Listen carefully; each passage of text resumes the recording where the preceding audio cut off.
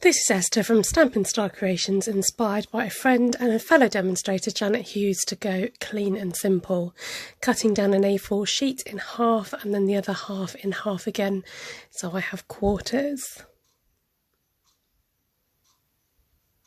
Starting with that first bigger sheet, I'm just scoring it every ½ inch around every edge. This is my kind of box, nice and simple and easy.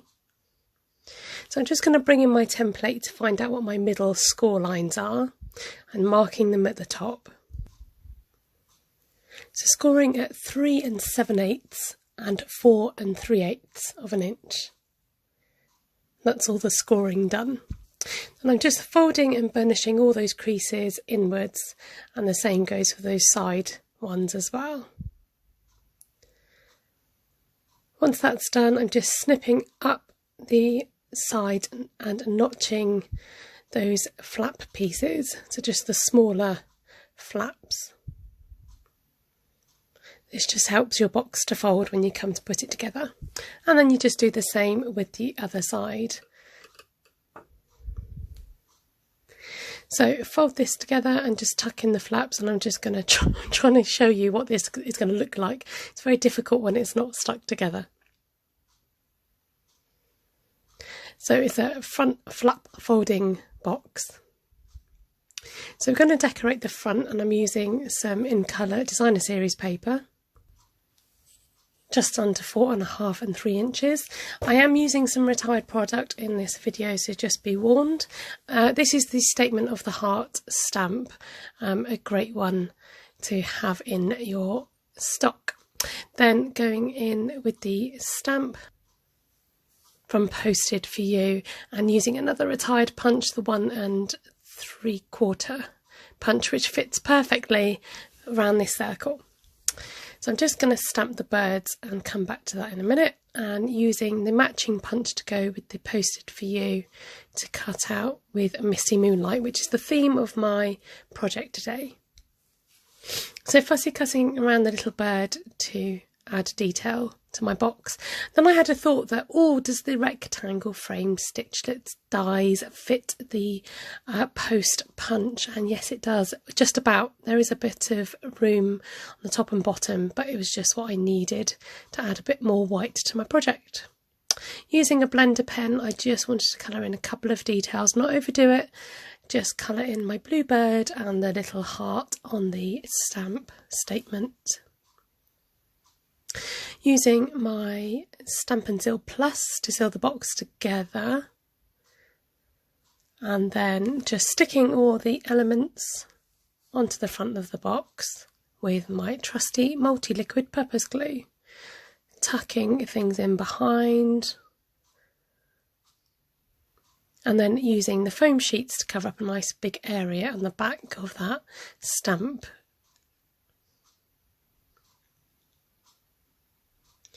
Just adding the little birdie, not forgetting to put him in, and making sure it doesn't cover up the words.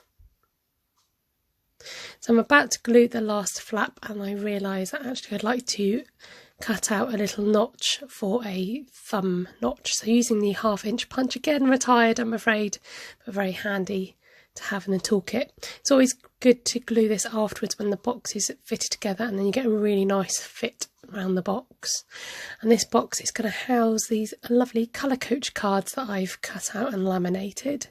So perfect fit. Really pleased with the way this has turned out, and a perfect fit for those cards.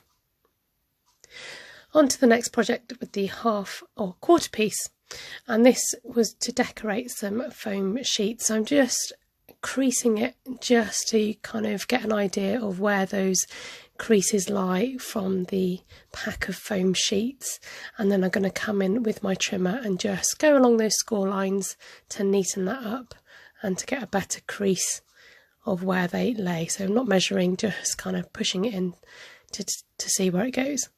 Burnishing those score lines, make those creases nice and sharp, and just checking that it fits over where I wanted it to.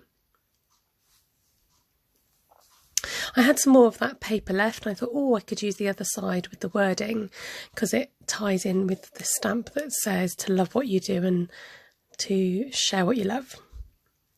So talk about love, using the love stamp, and then I thought, oh, I could cut off around this sentiment so that my main word love is focused on that stamp in the middle. And then again using the blender pen to add some colour and detail to the flower on the stamp. So sticking the strip down, I'm just going to trim it afterwards, and then just lining up where I need to put those sentiments so that they work together and fit together. Great way to be able to mix and match your stamps and to stretch those stamps. And of course adding a little birdie, popping him up on dimensionals like so.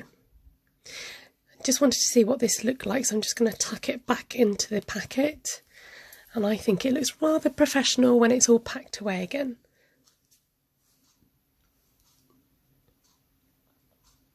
Okay, for the next project I'm just trimming this down because this is going to be my card, so trimming it down to 3 7/8 by 5 5/8, which is my usual matte and layer size for an A6 card.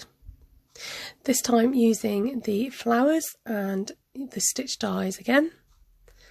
Then I'm going to incorporate some colour with the blender pen.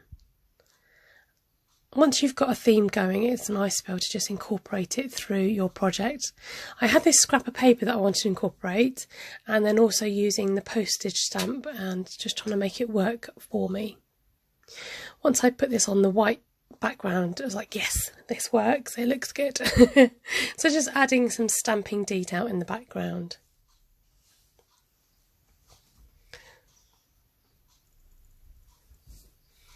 And then sticking it all together and mounting it on a piece of Misty Moonlight to show that card off. So just going to show you the other piece I've done. Look how they just are incorporated together. But then I did more. I made a ribbon spool using the rectangle stitched dies. So using one of the dies and then a smaller die to fit on one side to cut it out, and then the other side, and that gives you that ledge to act as a spool to wrap some ribbon around. And I made this really cute tag with the offcuts and cut out the tiny wording, love what you do, to incorporate my theme. I thought I was done, but then I needed an envelope, and still using those scraps from the ribbon spool, I added on those little stitched detail. And there you go, there's all my things I've made. I love the fact that they've all come together and I've managed to stick with my theme. Do subscribe to my channel if you're not a subscriber,